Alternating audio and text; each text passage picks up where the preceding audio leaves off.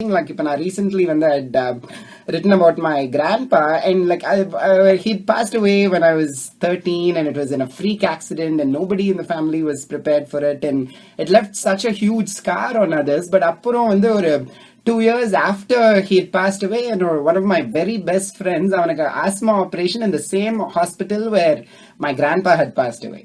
எனக்கு அங்க போறதுக்கே பயமா இருந்தது. என்னோட ஒரே அன்னைக்கு I was so cranky that day. வீட்டுல வந்து என்ன ராம் என்ன why you so cranky அப்படிங்கறச்சே நான் சொன்னேன், இல்ல அதே ஹாஸ்பிட்டல்ல இருக்கு, எனக்கு போறதுக்கு ஒரு மாதிரி இதா இருக்குங்கறச்சே. அப்போ என்னோட அம்மா was telling me that இல்ல தாத்தா used to be a very good friend, so உனக்கு வந்து if you really want to respect him, நீ உன் friend போய் பார்த்தனா it'll be a very nice way to pay a tribute to your grandpa அப்படிங்கிற மாதிரி. I took that very seriously, and இப்போ recently when I was recollecting memories of my grandpa, I had written that as I try to channelize the spirit of my grandpa in my everyday minutiae, I feel like what felt like a full stop that day feels more like ellipses now. I was like, I'm glad that I could flesh out my thoughts when I was writing it, because அந்த ஒரு mindset எனக்கு எப்பவுமே இருந்தது கிடையாது. It was more like I would question ஏன் அது மாதிரி நடக்கணும். And அப்போ வந்து I used to even ask like ரொம்ப seemingly simplistic questions like என்னது பாட்டி வந்து தினம் கோவில் போறா, எதுக்கு இப்படி நடக்கணும், தினம் ஸ்ரீனிவாச பெருமாள் கோவில் போய்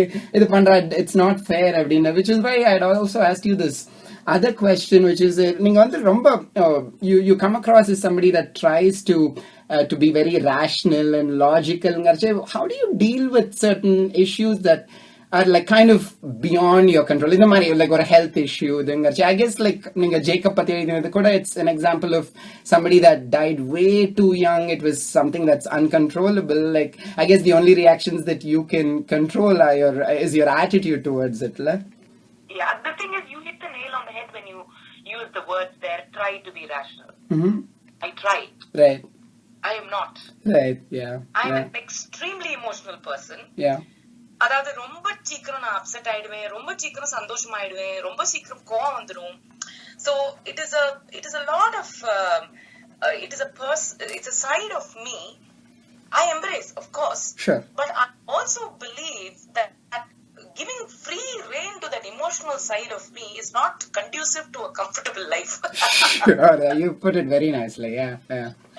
You know, so adunala I do allow myself the luxuries of sorrow, self-pity, sadness, anger, all those emotions. I completely give myself the freedom.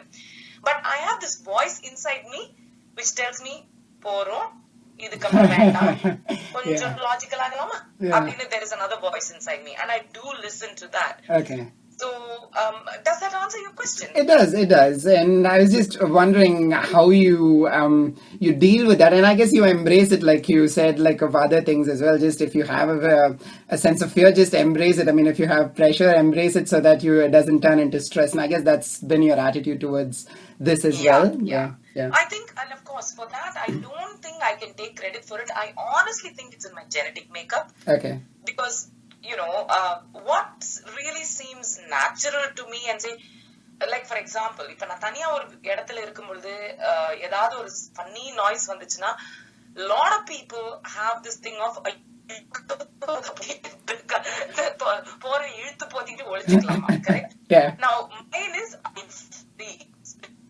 and then I have to go and see. I have to know. For me, the fear of not knowing is greater than the fear of knowing. So that's in the whether it's some deep level symptom or whether it is a health issue or the status of a relationship, whatever it is, I need to know. I'm more afraid of not knowing. Okay. That's interesting.